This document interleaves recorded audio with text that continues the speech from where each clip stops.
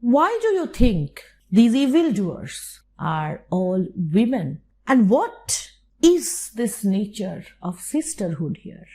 And how does this presentation reveal to us the contemporary idea of women in power? Answer this question.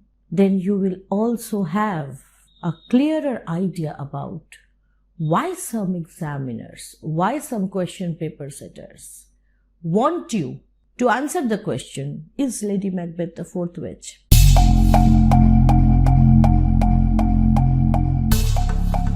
Hello and welcome back to Nibble Pop. We are doing Macbeth together, and today in this class we are going to look at the fifth scene of the third act of Macbeth. This scene is right after the banquet scene, and we will see the three witches again, this time with their superior Hecate speaking about their future plans with Macbeth. Now, although from the point of view of dramatic action, you won't find much action in this scene. It's a very short scene. Mostly you'll see Hecate speaking to the three witches, but there is a significance of this scene as well, because this scene will establish the relationship of Macbeth, the psychological connection of Macbeth with the evil forces of nature. So let's just begin the scene today, and if you haven't subscribed to my channel yet, please do so now.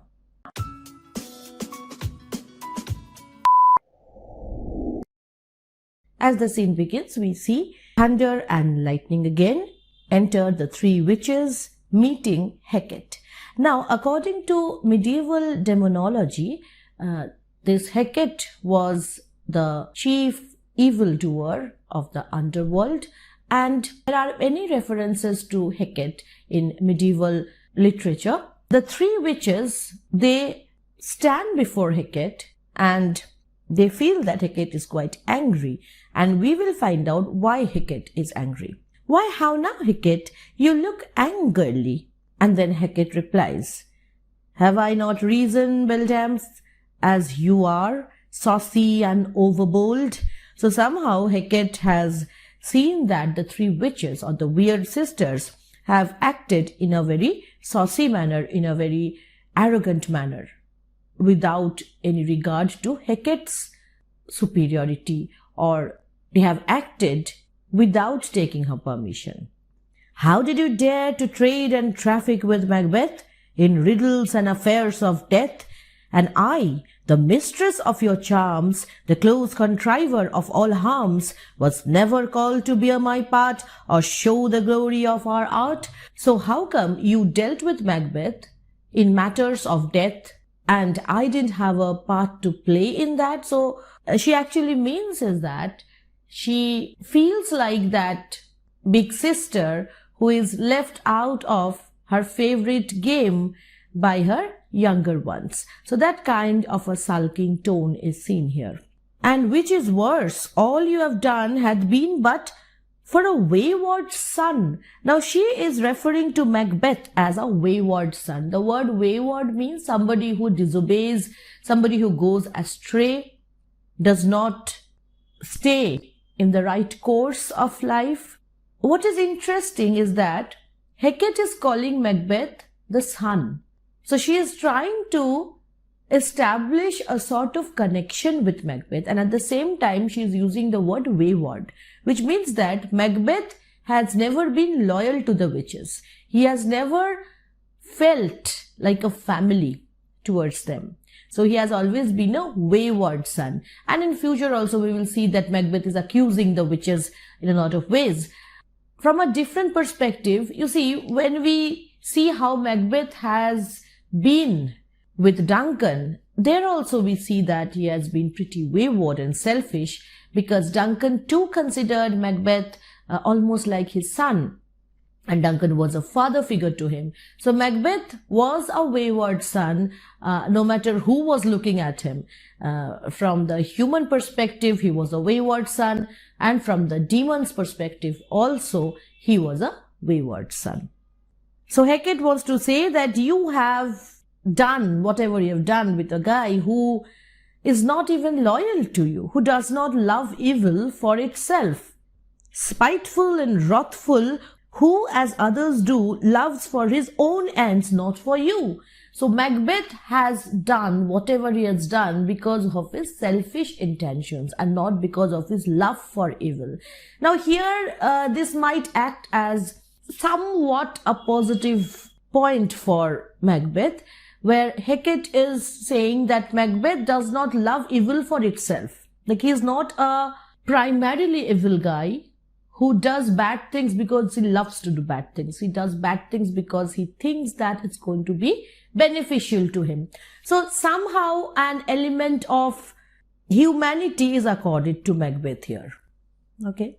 But make amends now. So whatever you've done, fine. Now you have to do something to correct your mistakes. What mistakes? That the witches have not taken Hecate along with them when they were playing with Macbeth's mind. So now Hecate wants to do something in this regard.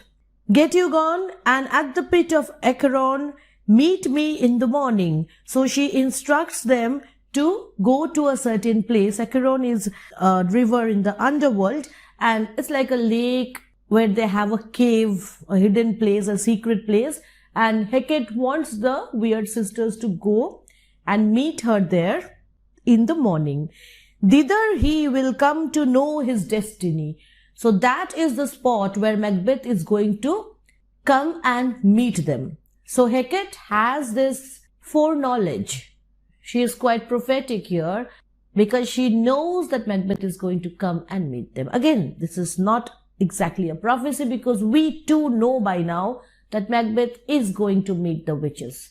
Okay, because in the banquet scene, the end of the banquet scene, we have seen Macbeth planning to go and meet the Weird Sisters, and he says that to his wife. And therefore, when Hecate says that Macbeth will be meeting us, we can see that it's not a foreknowledge, but rather a knowledge of something which is happening in a different part of the world. Your vessels and your spells provide your charms and everything beside.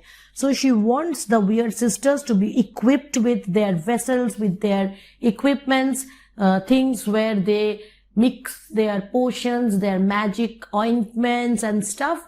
And Hecate wants them to be prepared for their next adventure with Macbeth. I am for the air. So I'm going to go now, leave now. And because she is a witch, she is capable of flying, of course. You all know about witches from Harry Potter's now, that they fly on broomsticks.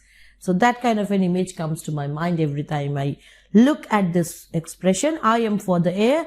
This night I'll spend unto a dismal and a fatal end. So I'm going to spend the night doing something very deadly, maybe causing some great harm to somebody. Fatal is that. Great business must be wrought noon. So something great has to be done.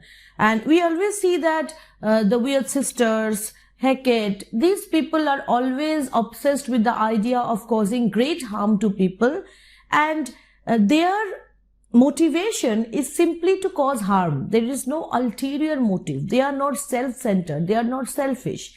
All they want to do is do something evil. That's very dedicated. Upon the corner of the moon, there hangs a vaporous drop profound. Now, usually when we have this idea of a moon, we think about a round shape, a circle.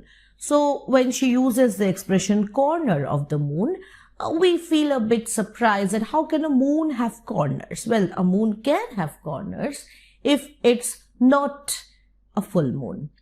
If you have seen the crescent shape of the moon, which I'm sure you have, you'll see that there are two corners of the moon. And you can imagine it as a boat where somebody can sit. And Hecate is saying that she is going to collect a drop of a magic liquid that is hanging from the corner of the moon.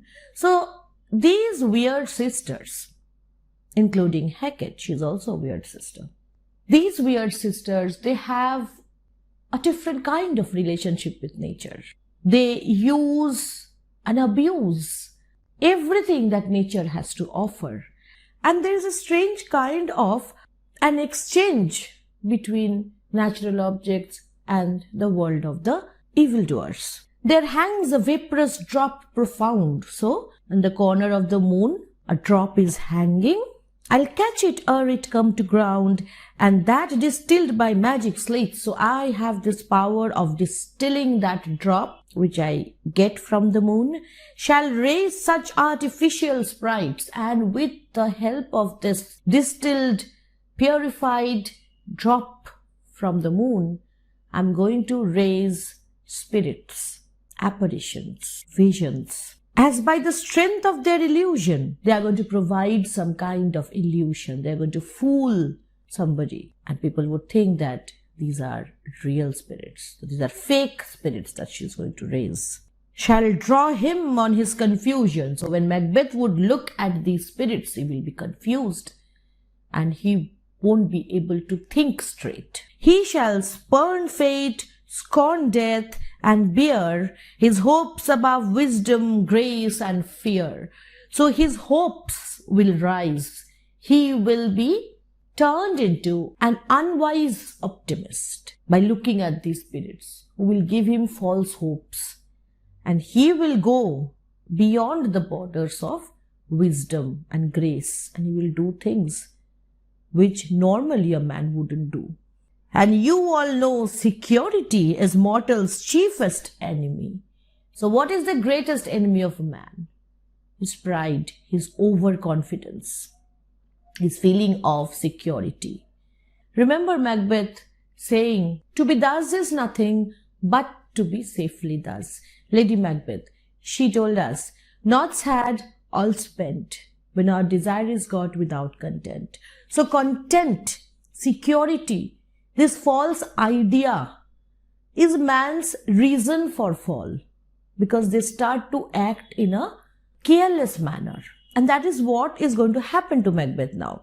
And this security is again related to this Greek idea of hubris.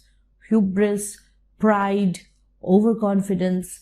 And according to the Greek tragedians, hubris is the root cause of man's fall in a tragedy.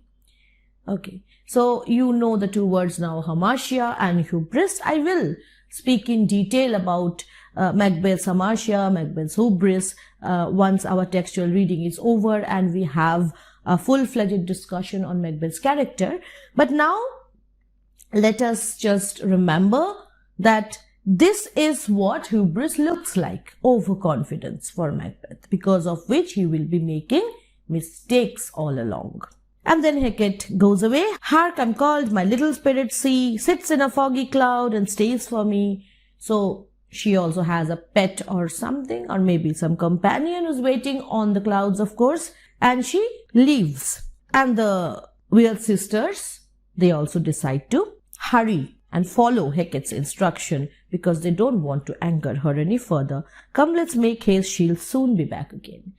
Now, I could have skipped the scene altogether, just gave you a short summary in 2-3 lines, and we could have simply gone to some substantial, dramatically important scene which come after this. But I want you to think about one or two aspects here. When Macbeth was written, people used to have a frame of mind about women, about witches, about supernatural characters. That is one thing. But what is our position? We are now in 21st century. How do we look at it? Do we look at it in the same way as the original audience looked at these characters on stage? Or do we have some additional questions because of the various kinds of movements that have taken place all along? I just want to give you a question here. Like every time I give any kind of lecture, I try to answer your questions. Today I'm going to give you a question. Why don't you answer me in the comments in any way you want? Why do you think these evildoers, the weird people, are all women? Why do you think that Hecate, the chief evildoer, is a woman? And what is this nature of sisterhood here? What kind of bond is shown here?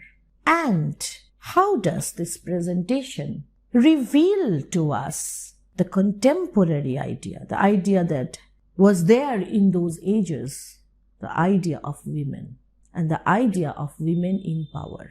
These witches, these weird sisters were powerful agents. If you answer this question, then you will also have a clearer idea about why some examiners, why some question paper setters want you to answer the question, is Lady Macbeth the fourth witch? Don't worry, I have my own version of answer because there is no single answer to it. Like, why were women projected as weird sisters, and why not any man here? But I want you to take time, think about it, and I will give you my peace of mind when we will meet the witches again soon, very soon.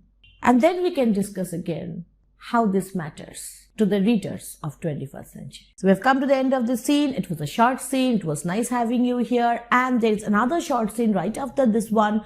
So I'll just make another short video with that scene. We can all rush through that till we reach the very important scene where Macbeth meets the witches. So we will be doing scene 6 after this. And then we will go on to Act 4. Okay, so thank you for being here with me. I'm really happy for you here. I want you to be very safe now. The pandemic is not yet over. So stay safe, stay happy. See you soon. Bye-bye.